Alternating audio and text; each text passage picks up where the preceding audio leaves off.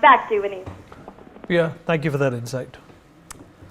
Well, even as interrogation is underway at the NIA headquarters, Tahavvur Rana's custody details and information has been updated on the official website of the National Investigating Agency.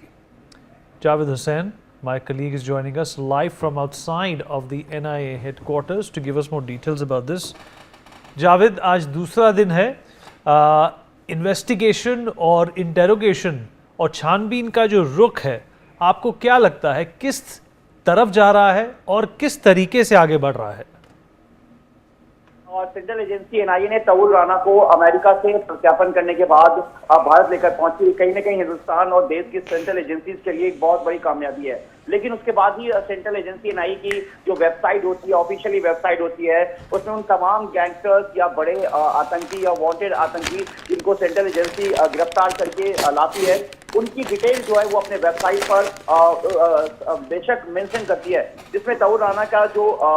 Custody है, जो NIA के पास custody है, उसको भी mention किया गया है, जिसमें लिखा गया 10 अप्रैल 2025 से 28 अप्रैल 2025 तक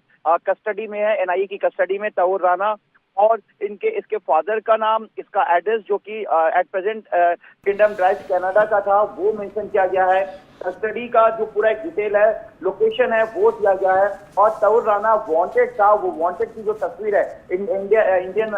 नेशनल इन्वेस्टिगेशन एजेंसी एनआईए के जो वेबसाइट पर, उसको भी उसमें मेंशन किया गया है। इसके अलावा एनआईए के एक बहुत बड़ा जो क्वेश्चन है वो तैयार किया गया है, जिसका जवाब जो है तहव्वुर राना से लेना है। मैं आपको बता दूं कि तहव्वुर राना सुबह के वक्त बहुत ज्यादा घबराया हुआ था, और जैसा कि उसने अपने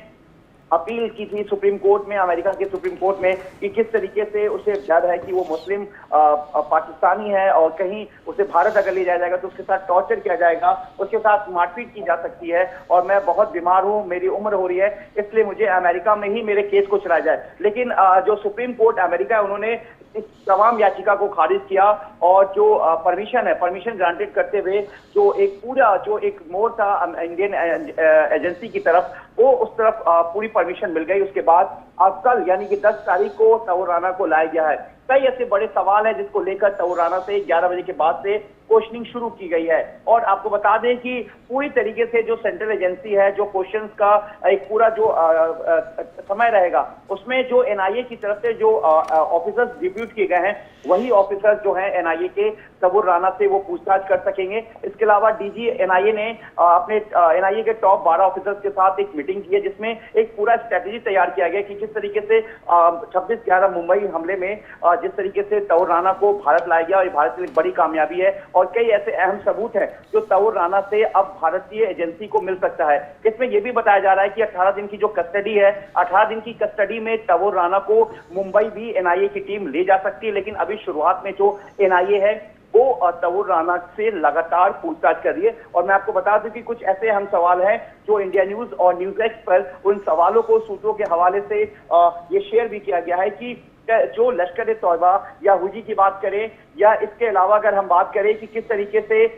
लश्कर ए तौबा का जो आतंकी चीफ हाफिज सईद, इसके अलावा हुजी जो आतंकी, और पाकिस्तान की खुफिया एजेंसी आईएसआई जिस तरीके से पूरे मॉड्यूल को साजिश करने में रची थी, और इसको पूरी तरीके से एग्जीक्यूट करके स्ट्रेटेजी के साथ इसको प्लान वे के तरीके से जो आतंकी थे वो वेल ट्रेंड थे, उनको पूरा पता था कि कहां पर किस टारगेट को करना है। और इनको ये भी पता था कि जो लोकेशन है जहां पे टारगेट, जहां पर जो एक रेस्टोरेंट में, उसके अलावा एक बड़े होटल में, इसके अलावा पब्लिक प्लेस और रेलवे स्टेशन, किस तरीके से इनको टारगेट करना है, कहां पे कैसे इनको अटैक करना है, कैसे टेरर मॉड्यूल को ऑपरेट करना है, इनको पूरी इसकी जानकारी थी, पूरी तरीके से प्लानिंग की जा चुकी थी। और जिसके लिए जो तहव्वुर राना है उसने अपने फर्जी प्लेसमेंट ऑफिस के जरिए डेविड कोलमैन हेडली को भारत भेजा था, और ये भी एक नहीं 5 बार हेडली जो है वो भारत आया था, और रैकी और टारगेट के जरिए उसने पूरे जगह को एग्जीक्यूट किया था। और जो तमाम 10 आतंकी थे, जिसमें से एक अजमल कसाब अकेला बचा था, उसको उसके बाद यह खुलासा हुआ था कि किस तरीके से पाकिस्तान पिछले कई सालों से, यानी कि टेरर मॉड्यूल के साल 2008 नवंबर महीने से कई साल पहले से इस पूरे ट्रेनिंग को, इस पूरे मॉड्यूल को अंजाम देने की पूरी प्लानिंग चल रही थी। सवाल बहुत ज्यादा है एनआईए के पास और 18 दिन का समय, लेकिन इसमें यह भी बताया जा रहा है कि शुरुआत में तौर राना जो है पूरी तरीके से घबरा गया था जब उसे सेल से निकाला गया और सीआईएसएफ की कस्टडी में तौर राना को बिल्कुल जहां पे एनआईए का जो सेंट्रल एजेंसी है हेडक्वार्टर है उसके फर्स्ट फ्लोर ग्राउंड फ्लोर पर ही वो सेल है जहां पर तौर राना को रखा गया है और उसके ठीक बगल में ही वो जो रूम है जहां पे क्वेश्चनिंग चल रहा है जो कंट्रोल जो सेल है उसके बाद उसके ठीक बगल में ही वो इन्वेस्टिगेशन रूम बनाया गया है जहां पे तौर राना को ले जाया गया। उसके बाद से वहां से कोशिश शुरू की गई। तौर राना की ये भी कोशिश की जा रही है, जो टॉप सोर्सेस से बताया जा रहा है कि तौर राना पूरी तरीके से घबराया हुआ है, उसको नॉर्मल करने की भी कोशिश की गई, जिससे कि एनआईए ये चाहती है कि किसी तरीके से कोई भी एक 16 साल का लंबा समय के बाद कोई भी वक्त बिना गवाए, क्योंकि तौर राना की तबियत भी ज्यादा खराब रहती है, वो बीमार चल रहा था, जैसा कि उसने अमेरिकन सुप्रीम कोर्ट में इस बात की भी अपील की थी और मेडिकल टेस्ट भी हुआ है और मेडिकल टेस्ट में कोर्ट की तरफ से ये भी कहा गया है कि पब्लिक प्लेस में ज्यादातर या तौर राना को ऐसी जगह ना ले जाया जाए जहां पे ज्यादातर भीड़ भाड़ हो या पब्लिक प्लेस हो। इसलिए तौर राना का मेडिकल जो भी होगा वो एनआईए हेडक्वार्टर के अंदर ही होगा। और आपको बता दें कि इस वक्त भी जो सोर्सेज के हवाले से है कि तौर राना से पूछताछ चल रही है और जो सवालों का जो एक पूरा एक सीक्वेंस है, एक पूरा जो क्वेश्चन तैयार किया गया, एक सवाल तैयार की गई एनआईए की तरफ से, वो पूरे 16 साल के एक लंबे समय को लेकर जो एजेंसी जो पूरी इन्वेस्टिगेशन कर रही थी, तमाम इन्वेस्टिगेशन को लेकर एनआईए ने इस पूरे सवाल को तैयार किया है, जिसमें अलकायदा, लश्कर तौबा से लेकर हुजी से लेकर आईएसआई कनेक्शन, इसके अलावा हम आपको बता दें कि हाफिज सईद जो कि इंडिया का मोस्ट वांटेड है और लश्कर तौबा जो कि आतंकी, जिसका आईएसआई के साथ कनेक्शन के साथ भारत में 26/11 आतंकी हमले को अंजाम दिया गया। इसके अलावा कई और ऐसे मॉड्यूल थे जो कि कामयाब नहीं हो पाए। और आपको बता दूं विनीत, सबसे बड़ा सवाल ये भी है कि एनआईए ये भी जानना चाहती कि क्या 26/11